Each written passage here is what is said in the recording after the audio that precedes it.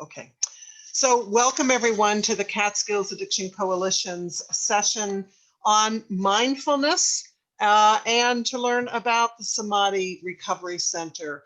I'm Diana Mason. I'm co-chair of the Catskills Addiction Coalition, and we are delighted to have you all in this session. As I mentioned, I am recording this, and at any point during the discussion, if you would like me to say something, if you want to say something you'd like me to pause the recording, just ask me to do that and I will do so. Otherwise, the recording will be put up on our website. Give us a little bit of time to get that up there. And you can share the link with others. You can view it again, whatever. We are videotaping all of these sessions, and maybe had a glitch with one, but I think we're getting it down now. This session will be for 1 hour with opportunities for everyone to participate. And I want to suggest 3 ways to participate. First is to use the chat box. And I will be monitoring that chat and looking at if you have questions or comments that maybe we need to interject as David is talking. I'll do that from time to time, but otherwise know that we can take your questions and comments at the end of David's presentation. But David, you're good with having people just jump in throughout? Is that good? Yes, absolutely. Good. You can also raise your hand. You have that function under the participants. Now, I may not see it though. And so if I don't see it, just jump in, unmute yourself and just jump in. Otherwise, we ask that everybody stay on mute. And if I'm hearing background noise and you're not muted, I will mute you, but you can just unmute yourself when you go to talk. I'll be posting a link to an online evaluation of the session that we very much would appreciate your completing. We really are looking at what's working during this new approach to our Community Action Summit, the Community Action Week here. So we welcome your feedback. You'll also be getting an email from us. And some of you have been participating in multiple sessions. We're particularly interested in your feedback on the whole week. And any thoughts you have, do we keep doing some online stuff for our community engagement, or do we go back to all just in person? I'll also be posting a link to a form. It's a very brief form that you can complete if you would like a certificate of attendance. So you complete that form and then we will send you a certificate of attendance. The Catskills Addiction Coalition will. Now, we'd like to ask everybody to follow some guidelines for engagement in this session. And first and foremost, we really encourage you to actively participate. We ask that you identify yourself, even if it's just by first name, if you have a comment or question to make. But you can also just go into the chat, whatever name's on your a photo at this point is what shows up in the chat. Second, we ask that you be respectful of all in the room. You should feel free to disagree with points that people are making, as well as to raise issues that might be uncomfortable for some, but always with respect, with love, and with care. We'd like to model the kinds of conversations that we think our society should be having. I also already mentioned about muting yourselves to minimize distractions. I will be moderating the session, and if I don't get to your question or comment, know that I may have missed it. You will have ample time to just jump in, whether during the session or at the end with Q&A. And finally, all questions are welcome. If you have a question, it's likely that somebody else does. And so please do not hesitate to ask questions or comments.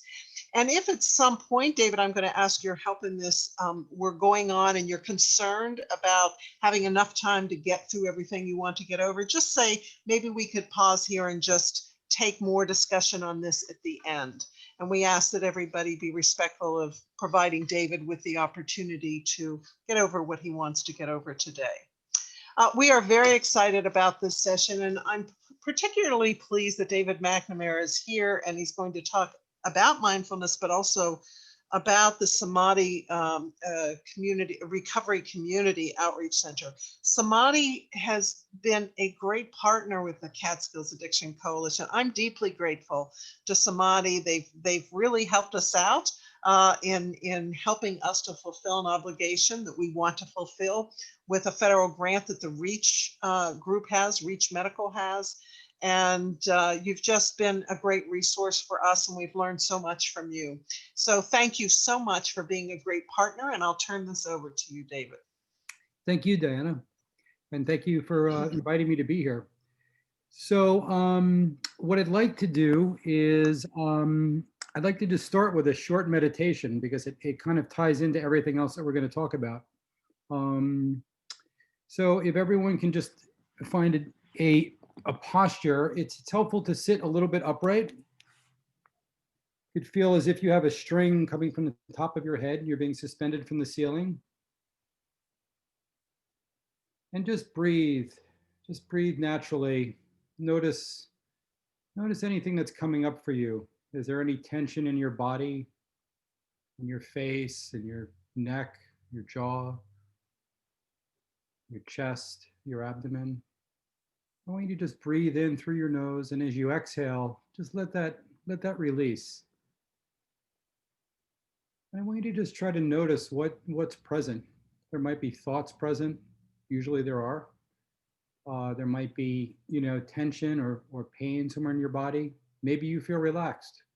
I just want you to notice whatever is coming up for you right now, and don't try to change it. That's what's really, really important, is that we don't want to try to change it. We want to just notice whatever it is that's coming up. So just take a few moments just to notice what's coming up for you right now.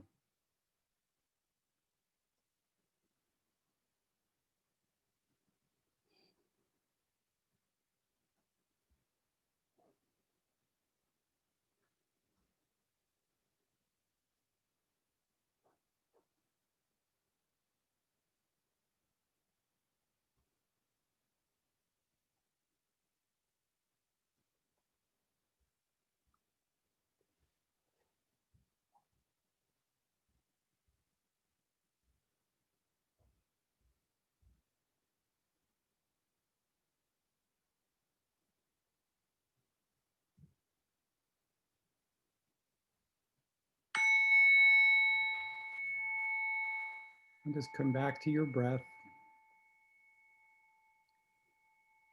Now, whatever's coming up for you, whether it's tension or whether it's thoughts, maybe you're making a list of what you have to do when I get done talking. Just notice that. I want you to notice it and just see if you can just let it be. Don't engage it, and don't try to push it away. If we don't engage it and we don't push it away, it will just go away on its own.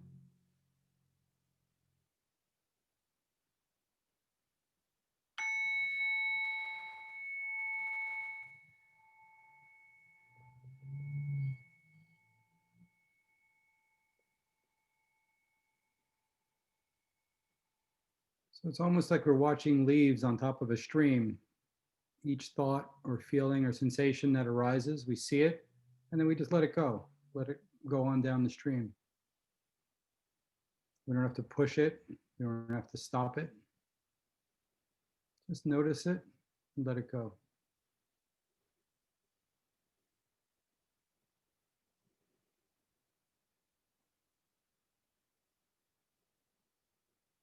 And it's important to be kind to ourselves as thoughts and feelings arise, take us away from just focusing on our breath. That's okay. That's natural. Just notice that, let it go, and just let yourself come back to just your breath.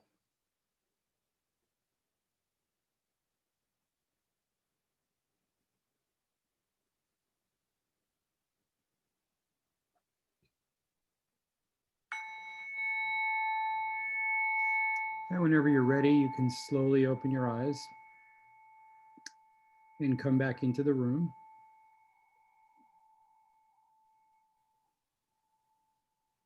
Okay. So I wanted to start with that very, very short meditation, just as seated meditation is pretty much the, sorry, I just want to turn off my phone so it doesn't ring in the middle of this Seated meditation is pretty much our foundation of our mindfulness practice. Um, and basically what we're doing in meditation is we're teaching ourselves how to be mindful. Because the practice of mindfulness, we carry through every aspect of our lives. So, when we're eating, we can be mindful about eating. Quite often we're eating and we're having a conversation while we're eating, or we're thinking about what we're going to do next while we're eating, as opposed to just eating. Um, and we do this with everything. Maybe we're talking to our children and we're thinking about what we have to do at work the next day instead of being present with our child. Um, and that feeling that we're missing something, there's always something else that we have to do, is the same as the cycle of addiction. um, so what we're doing in mindfulness is we're learning to pay attention to the way that our minds work. So again, my name is David McNamara, and I'm the founder of the Samadhi Recovery Community Outreach Center. So we're a mindfulness-based outreach center. And this practice of mindfulness and meditation in my own recovery 16 years ago, this is what really changed my life. This is what helped me to turn the corner. I had been in traditional treatment and some 12-step programs before that. Definitely saved my life, got me to stop using. But what I found was that I wasn't happy in my life. I wasn't using substances, but my behaviors were still addictive behaviors. So I had some experience with Zen meditation through my martial arts practice when I was in my 20s. So I kind of went back to that and explored that. And then back then, there wasn't really a movement around mindfulness-based recovery. Now there is a worldwide movement around it. So it's pretty exciting. And a lot of the basis for the Samadhi Recovery Community Outreach Center was based on my experience of my recovery. And it's not to say that mindfulness-based recovery is for everyone. Some people have experienced such deep trauma in their lives that seated meditation may not be a viable route for them, right? So there's ways that we have to look at things. Some people just don't want to try it. Some people just, meditation can be very uncomfortable. Being with your thoughts, being with your feelings can be very, very uncomfortable for people. So you have to kind of ease into it. And it's not one size fits all, but we know that there are a lot of people that traditional treatment doesn't work, because if it did, we wouldn't have the numbers that we have, unfortunately. Ulster County, has, I don't know, I think we're maybe the second highest rate of overdose in New York State right now. And this idea that we're just going to keep doing the same thing and expect different results. In a 12-step program, they call that the definition of insanity. But in the treatment world, we tend to do that. I worked in the treatment world for many years, and I would just see these cycles of doing the same thing over and over and see the same people coming back.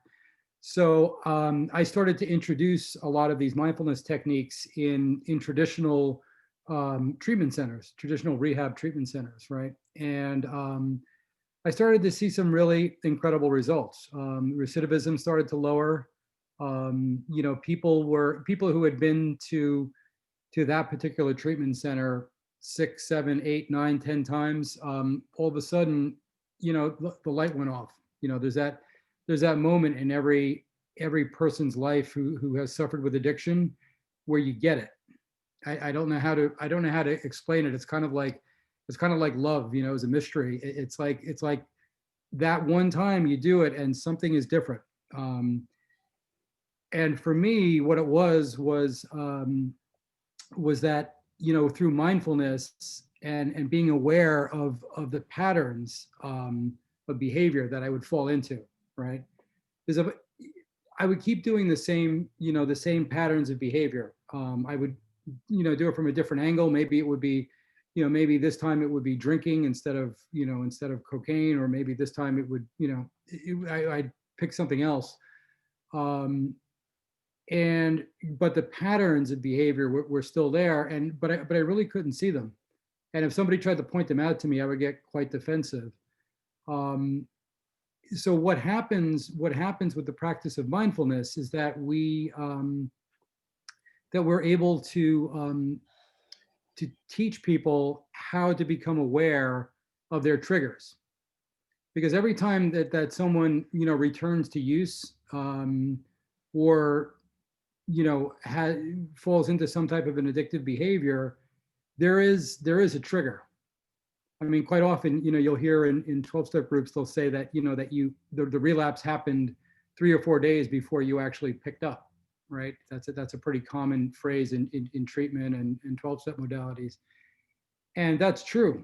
But if you're not aware of it, then you know, it's just words, right? So what we do, we have a program called Mindfulness-Based Addiction Recovery, MBAR, and a number of our clinicians and our certified recovery peer advocates are being trained in that.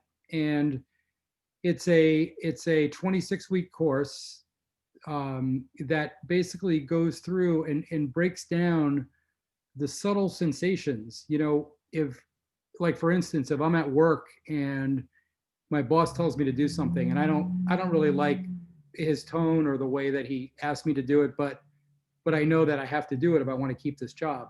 I absorb that. Not feeling good about that, right? And I may just brush it off.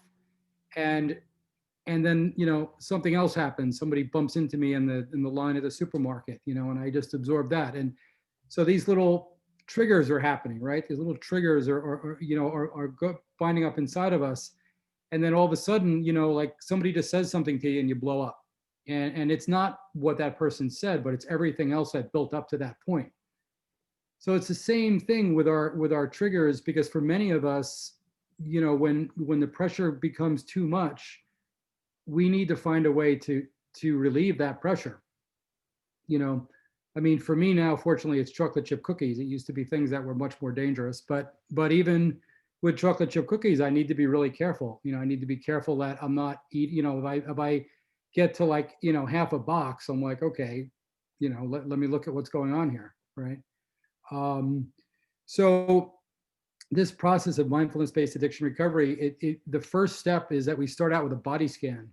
And because many of us are really not in touch with our bodies, especially those of us that, you know, have long histories of addiction. You know, most of what we've done most of our lives is found ways to numb sensations in our bodies. So we actually need a practice to get back in touch with our bodies.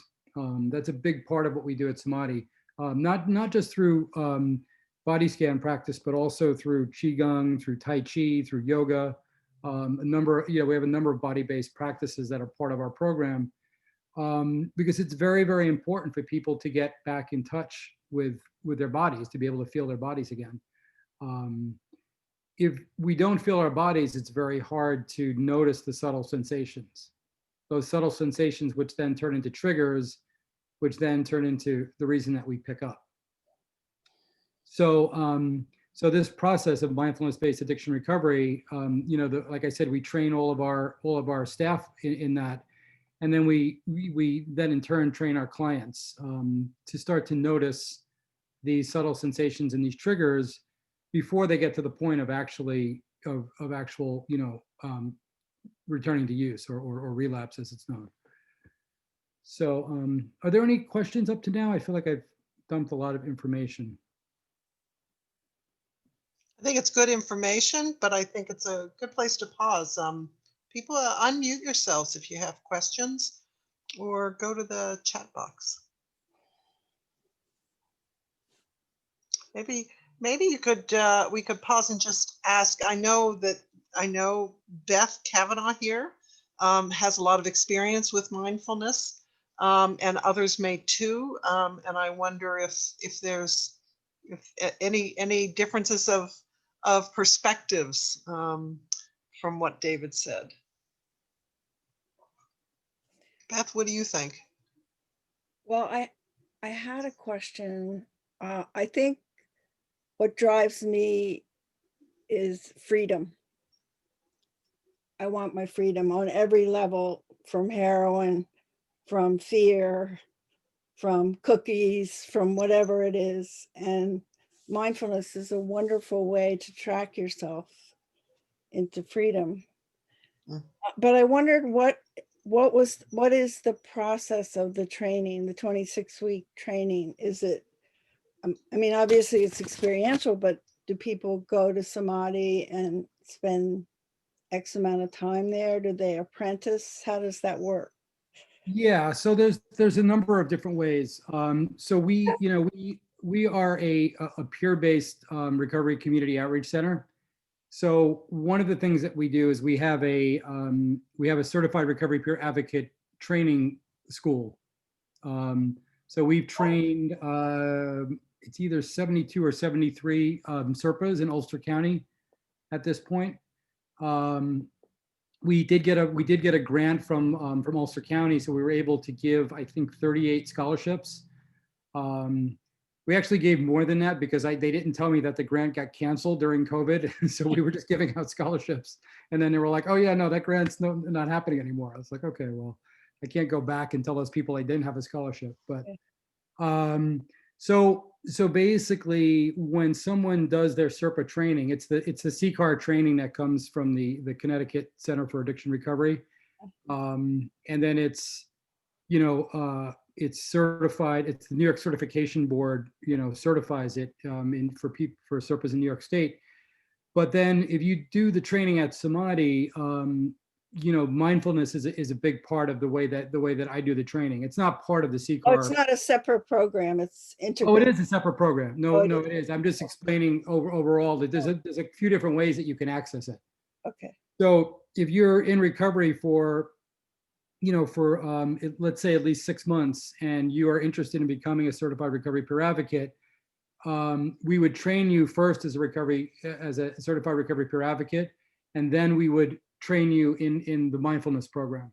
Okay, so that includes we have 2 different recovery meetings. One is called Refuge Recovery, one is called 8-Step Recovery, and those are both based in mindfulness. And then we also have Mindfulness-Based Addiction Recovery, which is the program, the 26-week program that I mentioned. So in order to be certified to train people in that program, first you have to do it yourself. Mm-hmm. So that's what we're doing right now. We're going through I mean, I've already done it, but I'm doing it again because it's just nice to have a refresher. But Dr. Valerie Mason-John, who also is the founder of 8-Step Recovery, this is a program that she created. I don't know. What's that? I don't know 8-Step Recovery. Yeah. Okay. So basically, these are all mindfulness-based recovery programs. 8-Step Recovery is based on the Eightfold Path of Buddhism. Oh, no, so it's not a Buddhist program, but the 8-Step, the Eightfold Path of Buddhism is a mindfulness practice basically. So it's a way of living. So is that the same one that Tommy Rosen's using? I'm not sure what Tommy Rosen's using, but he may have created. I think it is. Okay. Yeah, it could be. I mean, I know they're friends. I know that Bimala Sara is the other name that she goes by. I know that she's friends with Tommy Rosen. Yeah. The whole like mindfulness-based, Buddhist-based recovery network. Everybody knows everybody. It's not that big a group. That's great. Yeah. I've been on podcasts with him, and it's everybody's connected. But so this 26-week program, basically the first 8 weeks are just learning basic mindfulness. So it's basically, so like I said, we start with a body scan, and then we return to body scans all the time. So body scan, you start with your left big toe. Getting sensations in your left big toe, and then you go to your other toes, and you go to the sole of your foot, so on and so forth through the entire body. So you spend about a half an hour, going through each part of your body. And in the beginning, a a lot of the parts of your body you're going to notice are kind of numb. You don't really feel them, right? So as the process goes on, and as we talk about, noticing these subtle sensations, we're teaching ourselves how to actually feel them. There's a lot of modalities. There's, like we have a trauma therapy called somatic experiencing, and if you work with a somatic experiencing practitioner, they'll say to you, they'll talk about a certain emotion or trauma that's happened, and they'll say, what does that feel like in your body? And most people are like, I don't know. I can't find it in my, I can't find it in my body, So I always feel that this foundational mindfulness work needs to happen first before we can branch into some of these other trauma therapies, just learning how to feel your body. I mean, it sounds so simple and so basic, but when people start to do it, they're like, wow, I hadn't really felt my body. And then from there, we build on a program of noticing subtle sensations. So like one of I think that the third exercise is we imagine drinking a glass of water, right? So you go through the whole process of drinking, like I go to the cabinet, I open the cabinet, I take a glass out, I turn the tap on, I fill the glass up with water, I drink the water. And while that's going on, they have their eyes closed, right? And I'm guiding them through this whole thing. And as that's happening, we put a cold or a warm glass of water next to each person. And then we have them open their eyes and then take that water and drink it. And then notice the difference between actually drinking water or thinking about drinking water, right? So things like that, we start to realize that a lot of what fuels our addiction is our idea of what things are. Not really what they are, not our direct experience of what they are, but what we think they are, or what we think they might be, right? So we get stuck in this cycle of fear. And like you were saying, like freedom, right? Like having liberation from my thoughts, from the my thoughts and fears, which keep me trapped in my addiction. So the more that I can do that, the more that, the more free I become. I don't know if that's the way that you meant it, Beth, but that's it is. Yeah. So it's a whole series of exercises. They're each one is between, I'd say 20 and 30 minutes, each of the sections. And then basically once I have the entire staff trained in it, then we can kind of pick different ones, right? Like later on, I think it's the 18th section of it, there's something called the 4 foundations of the heart. And or the 4 needs of the heart. There's different ways of saying it. So the 4 needs of the heart are attention, paying attention to our heart, right? And then it's affection, acceptance, and awareness, right? So that, so just noticing what I'm feeling in my heart. Now, the reason that's so, that one is like, number 23 is that in the beginning, we couldn't feel what was going on in our heart, but as we go through this process, and there's a lot of homework too. Like, I mean, like every morning you get up and try to do a body scan, at least for, 10 or 15 minutes. Sounds wonderful. But this is just the training program. And then how would that apply to, I don't know if you call them clients or people. Yeah, we go back and forth. I mean, I don't know what word. I don't like any of them, but yeah, I mean, recovery in treatment. What? You use mindfulness techniques in treatment. This is a separate course for people who train to work with people. Yes. Okay, that's what I was. But then we incorporate the mindfulness-based addiction recovery techniques in everything that we do. Yeah, that's what I great. Sounds wonderful. Yeah. Like if somebody, like for instance, if I'm running a group and I have a couple of people that are really, really down on themselves, that just feel that they are the worst person and they were the worst father and this was bad and that was bad. I might pull out the 4 needs of the heart for somebody in that state, because that's a tool that they need at that moment, just to show themselves some kindness, right? For somebody that is been in recovery for 4 days, I'm probably going to go with a body scan, just so they start to get in touch with their bodies, to feel that they're even in the room, So you kind of take, which technique works for which individual person. Do you have a SE practitioner there?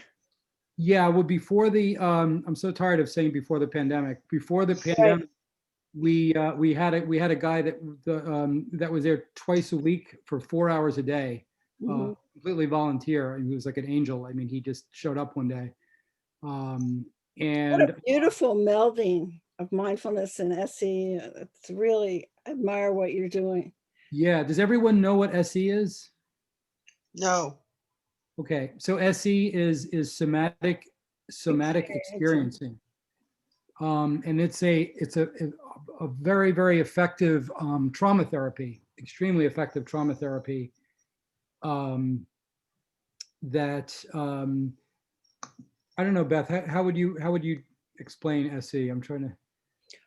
It's finding sensation and feeling and emotion in a physical sense in your body, Mhm. the embodiment of a feeling. Like fear might be embodied in your hands, might be cold and sweaty, or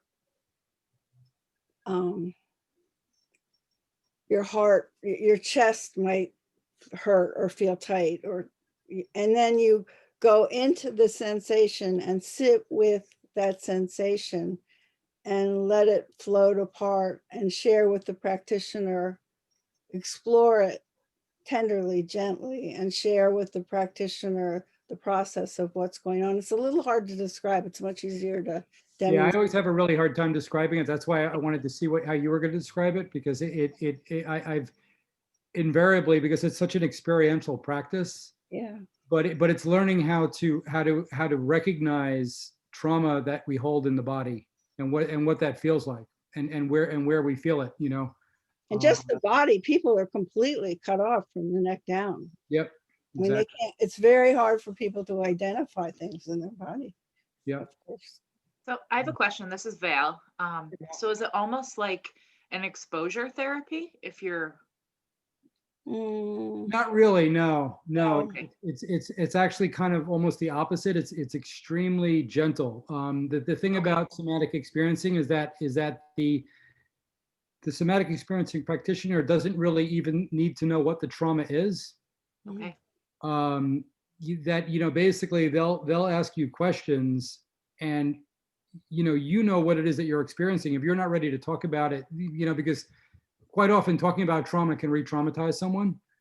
So it's more that you have an experience, and you're just noticing where you feel it in your body, and what it feels like.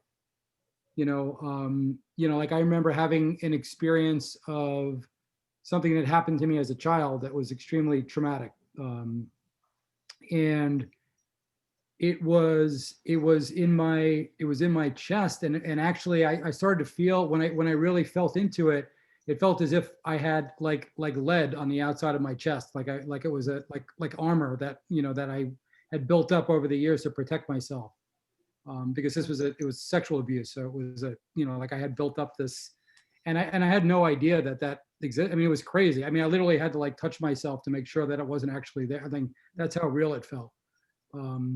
So through that, and then but I didn't have to tell the therapist what had happened to me in detail, but I could feel where I was holding it and where my body was protecting it, and I was able to release it, because it was a very skilled practitioner of somatic experiencing.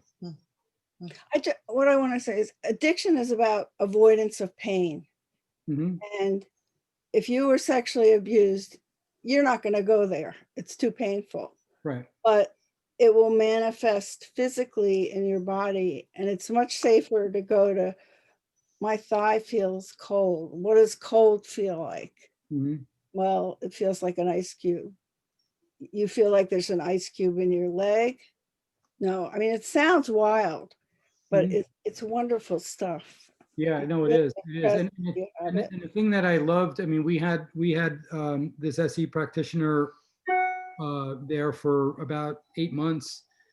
And the thing that I loved is that we had people from all walks of life. I mean, we're from all socioeconomic backgrounds. We had, homeless people, wealthy people from Woodstock. We had, we had all types of people, and everyone benefited from it. And people were open to it, because at first I was like, this might be a little bit too weird for people, but people were really open to it, and people really got a lot out of it, really benefited from it. And this I'm is a really one-on-one practice? What? Yes. It's a one-on-one, not a one-on-one group. practice. Yeah. Mhm. I think there is a way to do it in a group, but it's very difficult, and I've never experienced it or seen it done. But I have a lot of friends who are SE practitioners, and I know there is a way to do it in a group, but I don't. Yeah, I don't know how it's done or. So I'm sorry, Beth, were you making No, another I'm just comment? getting ready to apply for a job. A volunteer job. I'm so impressed. So I actually wanted to ask, so Dennis Morgan is here, and he works for Samadhi. He's a Sherpa who actually does work with the Catskills Addiction Coalition. So I'm really curious, Dennis, about, do you do these? You do the mindfulness practice, and are you trained to work with other people on mindfulness practices? Hey, everybody. I did the Sherpa training, and I am currently doing the Mbar training. I wouldn't necessarily say I'm trained to help people in their mindfulness practice. I find it very much like David. I had been able to stop using drugs addictively. And what I found that did initially for me actually was it just allowed me to feel all the shame and guilt and not have an outlet for it. I had not changed any of my other ways of thinking or behavior. So through some of the mindfulness techniques that David and his staff have taught me, I have been able to, I call it thinking about my thinking. And I guess that's kind of mindfulness. It's just to just take a breath and really try to examine what I'm feeling, why I'm doing what I'm doing. And the course that I'm currently taking is amazing. I have to be honest, for some reason, I am really uncomfortable at body scans. To me, it feels like almost like electric impulses, and I struggle with it. But a lot of the breathing techniques help me. And actually, the class or what on the drinking the water, it might sound really weird, but that was really eye-opening for me, because the way I imagined it was nothing like the way it really was. So it's just like a small example of pretty much my whole life. So very grateful to David and Samadhi for everything they're teaching me. And it makes me think, as we have this discussion, that to me, I know there are some schools that are taking yoga into the classroom. They're taking some mindfulness, but there's a lot of skepticism about it. There's a lot of feeling in some communities that it's religion, which it isn't. And yet when young people do it, my understanding of the research is that it's pretty powerful in young people feeling like I have a tool to use. And when there is stress and trauma in my life, this is a tool that I can use that can help me. And I wonder, David, if you've come across any people who are really looking to move upstream with this and to use it as a tool with young people. Yeah, I mean, it's interesting. It's interesting because I've been part of a program. I've been teaching meditation in Greenhaven Prison for 9 years. Wow. And it's pretty incredible because people in prison throw themselves into it so wholeheartedly, because it really is like life and death. Because if I know how to, I really like what Dennis said about think about your thinking. I like that a lot. But if I'm able to actually realize what I'm thinking and what I'm feeling and what I'm experiencing and what's real and what's made up in my head, that could be the difference between me living or dying if I'm in a place like Greenhaven Prison. because the way that I interact with somebody else, you know, it could really, and I mean, they've given me stories where it's, you know, like literally where we're waiting for somebody in meditation and they come in and they're really shaken up because one of the guards, you know, roughed them up on the way, and they were able to not react. You know, they were able to, you know, I mean, you know, they felt the emotion, and when they got in the room with us, they were able to share it. But if they had reacted, that, you know, that would either mean they would go into solitary confinement, or they get beaten severely, or they could get killed, you know. So yeah, I would really love to bring it into schools. My you know, my daughter was part of a Zen Kids program. So you know, I've worked with children with mindfulness for, you know, as a parent and as part of the group. But it's pretty amazing when kids are much closer to mindfulness. Like, we have all this conditioning and we have all this noise in our heads and everything. They're so much closer to it. I mean, like, 3 or 4-year-old, when you introduce mindfulness, it's so natural, you know. It's, especially like if you're in nature, it's the most natural thing in the world for them, you know.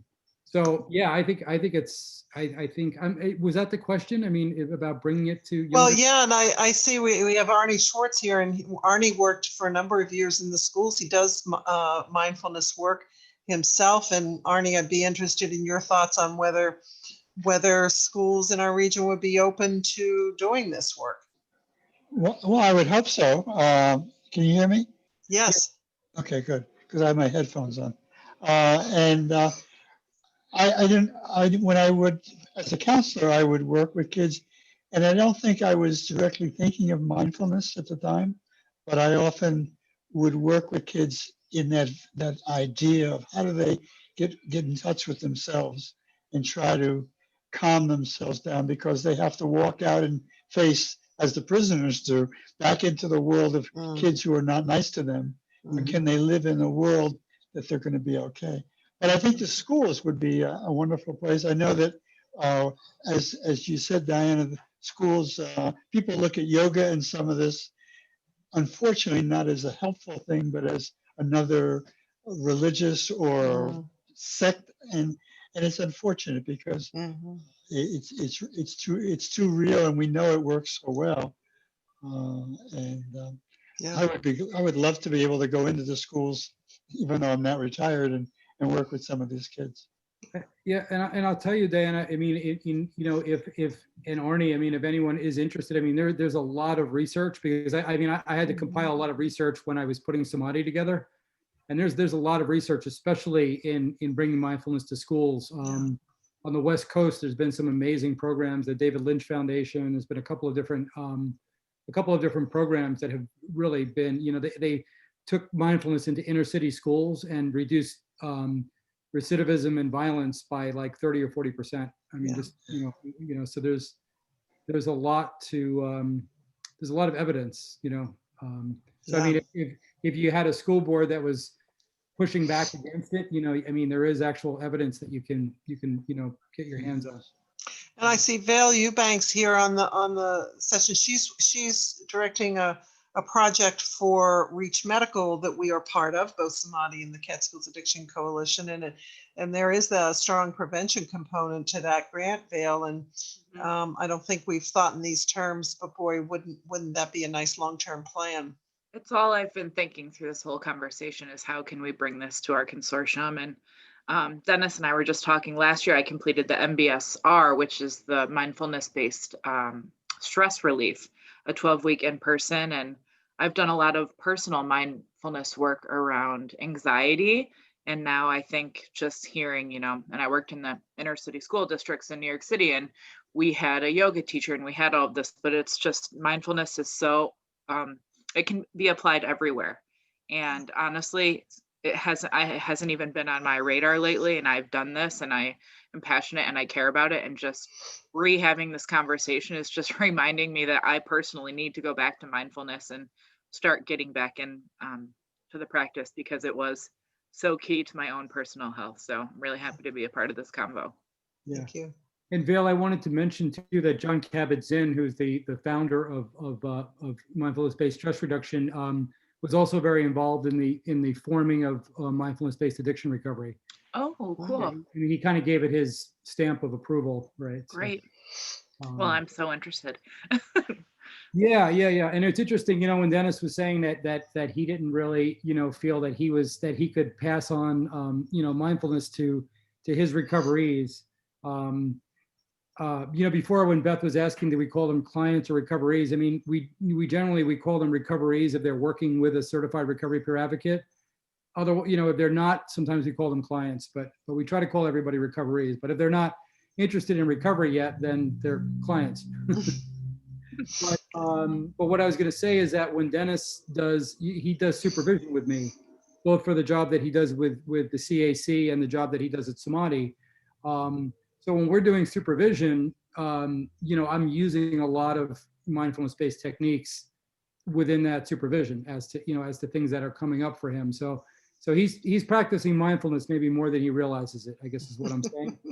and a lot of it is you're modeling it, That's the whole. Say more about that. How do you model it?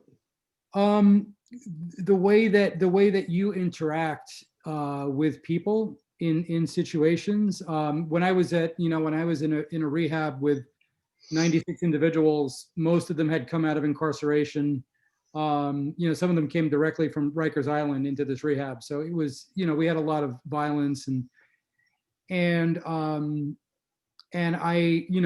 wouldn't lose my temper, or I wouldn't, argue with the medical staff, or I wouldn't argue with other counselors. And they were like, wow, why are you so calm all the time? Why you never get angry? And I said, oh, I get angry. I said, I get angry all the time. I said, but it's just a matter of like, what do I do with it? What do I can choose what I do with it. I mean, I wouldn't be human if I didn't get angry, but I don't have to react to the anger. So that's what I mean by modeling it. Like the more people notice a change in you, in your job, in your everyday job, because we're all going to meet conflict during the day. So the way that we work with that conflict and how focused we are and how we're able to move through our lives successfully, that's modeling what the practice has done for you. So then other people are like, well, what are you doing? Because I want to do what you're doing. Especially if they knew you before and maybe you weren't that way. And then they see a change, because a lot of people I work with over time, it's kind of amazing. I mean, I had a guy tonight, right, as I was walking out of Samadhi who, I mean, he's been tough, the last, I think maybe Dennis, who I'm talking about, but, and he walked in and we were having a conversation. I was having a conversation with Dennis and he walked past us and all of a sudden I said, wow, he looks amazing. I was like, did you all just see that? Like, he looks really incredible. And I mean, this is a guy, there's like serious mental illness and, he's been incarcerated countless times and always there's the, fight and he just had this kind of calmness about him and he was like together and I was just like, oh my God, so that's what I mean when I say modeling, because I was kind of like, oh, okay. I mean, he might not be like that next week, but now he's like it's all kind of working. Dennis. Yes. Were you going to say something? I was. I'm going to try to do it without crying or getting too choked up, but kind of what David was just talking about modeling. And like I said, I don't know that I am a professional teacher of anything mindful. I look up to David for that.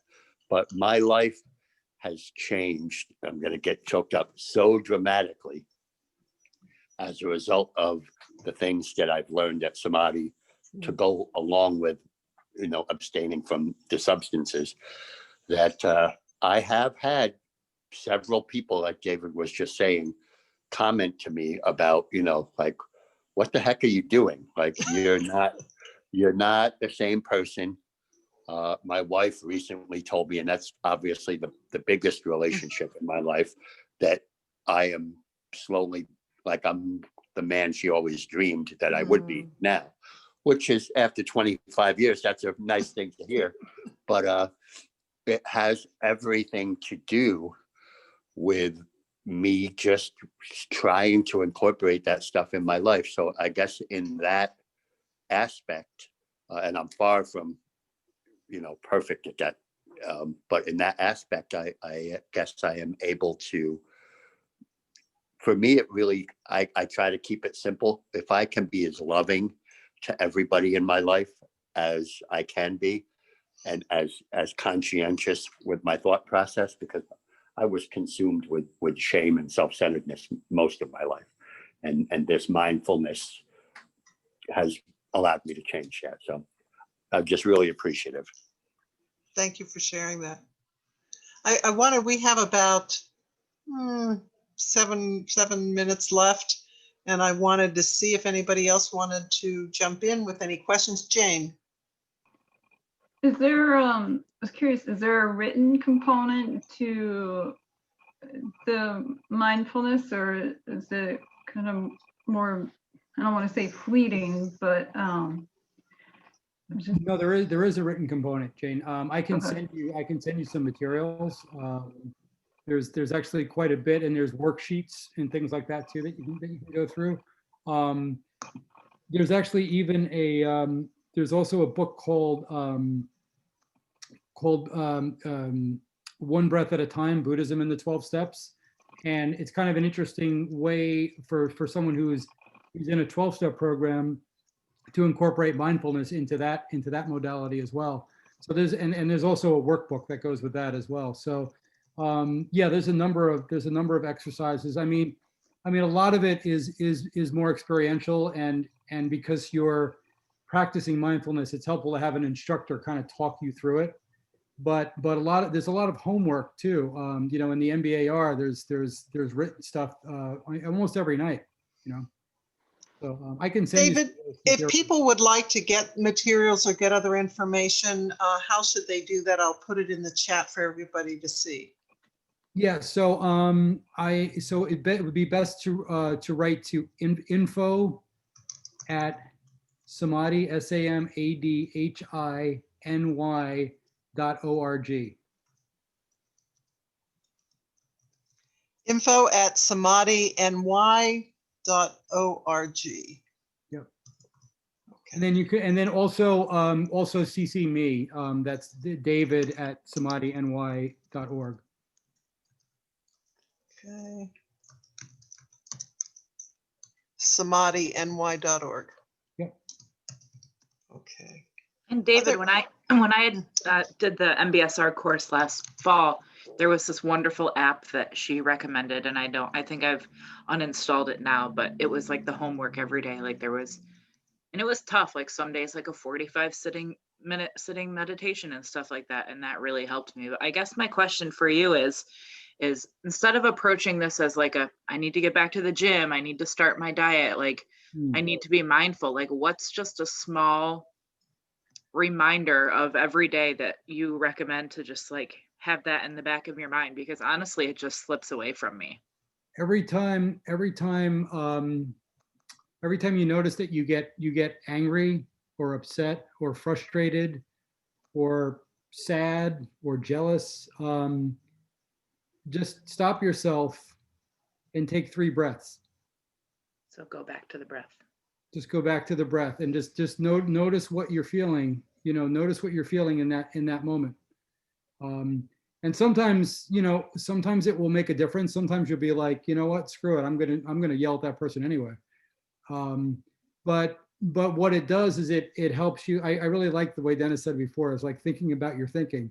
It just helps you to become aware of the process, you know, because quite often when somebody rubs us the wrong way, I mean, I've learned this from my teachers, but it's usually, if I'm really honest with myself, there's something in that person that person is doing that reminds me of me, right? There's a quality that I don't like in myself, and I see it in somebody else, and it really pisses me off. So quite often when I take those 3 breaths, it makes me realize, I'm like, oh, that guy is just, you know, is acting in a really, you know, arrogant way, like I do sometimes, that really is upsetting to me, you know. So yeah, just doing that, that can just make all the difference in the world. You know, there's a mindfulness-based technique that I teach called, and it's an acronym called SOBER, right? So So the S is for stop. Okay, so whatever is happening, if I'm angry or you know, I'm just going to stop. I'm going to stop just for that moment, and right. And then the O is I'm going to observe, right? So I'm going to observe what's happening in my body, what's happening in my mind, right? Then the B is breathe. So I take those 3 breaths. You know, you could take anywhere between 3 seconds and 30 seconds. If you have 30 seconds, I recommend taking 30 seconds. So I'm going to stop myself. I'm going to observe what's happening. I'm going to breathe, right? And then the E is for expand. So I'm going to expand back into the situation because I've kind of come into myself and I'm breathing, and now I'm going to expand back into the situation. And then the R is for respond. And, you know, when I teach this, I mean, generally, you know, that's the difference between reacting and responding. Because if I don't go through those steps, I'm just reacting. You know, I don't like the way you're looking at me, and I'm going to do this, or you bumped into me, you know, and I'm going to do this. And this is super effective with a lot of the people I work with that were, you know, that had just come out of, you know, Rikers Island and were in gangs and stuff like that, because there's always there's a constant reaction, you know, and it was amazing. Like they would come up to me and they're like, I did that thing, and I stopped and I breathed and I observed, and you know, and I didn't hit the guy with the you know, cafeteria tray.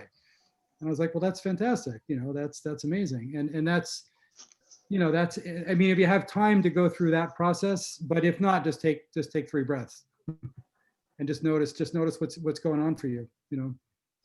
Great. And we have maybe 1 minute left. Any other burning questions, comments?